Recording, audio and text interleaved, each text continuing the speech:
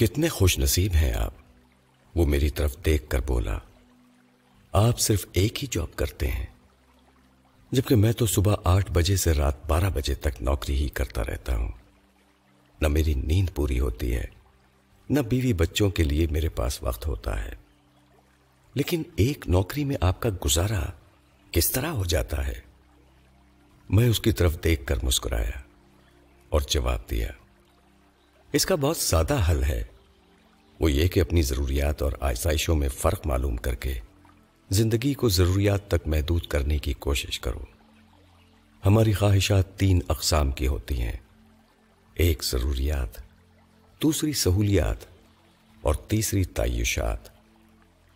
پہلی قسم ضروریات پر مبنی ہے، مثال کے طور پر بھوک مٹانا، پیاس بجھانا، سونا وغیرہ ضروریات ہیں۔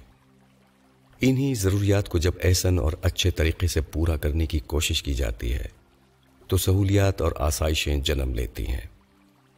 مثال کے طور پر رہائش حاصل کرنا ایک ضرورت ہے جو کسی جھوپڑی سے بھی پوری ہو سکتی ہے، لیکن پکا مکان ایک سہولت اور آرام دہ مسکن ہے۔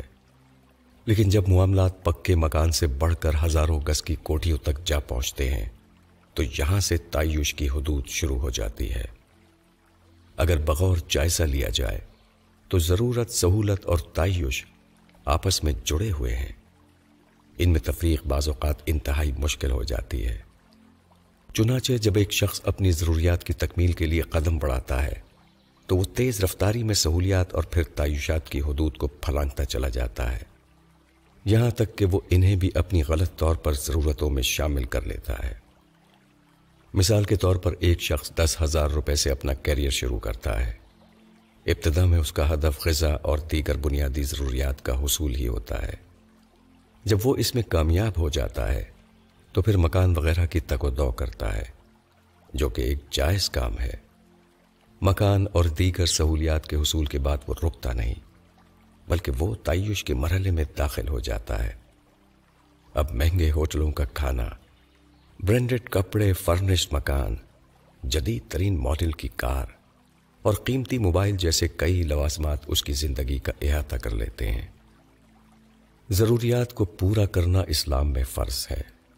اس طرح سہولیات کا حصول ایک جائز اقدام ہے، لیکن سہولتوں اور تعیشات کو حاصل کرنے کی تگ و دو میں اگر نیند نہ پوری ہوتی ہو، بیوی بچوں کے حقوق پر ڈاکہ پڑے، نفس کو بے جا تکلیف ہو، ماں باپ کے لیے وقت نہ ہو، اولاد بے راہ روی کا شکار ہو رہی ہو، خدا سے لو لگانے کی ہمت نہ ہو اور عبادات سے بے رغبتی ہو جائے تو ایسی سہولت و آرام کا حصول ناجائز قرار پاتا ہے۔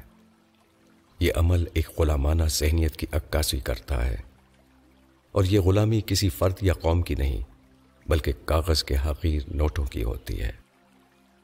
اپنی ضرورتوں اور تعیشات میں فرق پیدا کریں، اور جب زندگی کی دوڑ میں حقوق پورے نہ کر پائیں تو رک جائیں، کیونکہ یہی عقل مندی ہے۔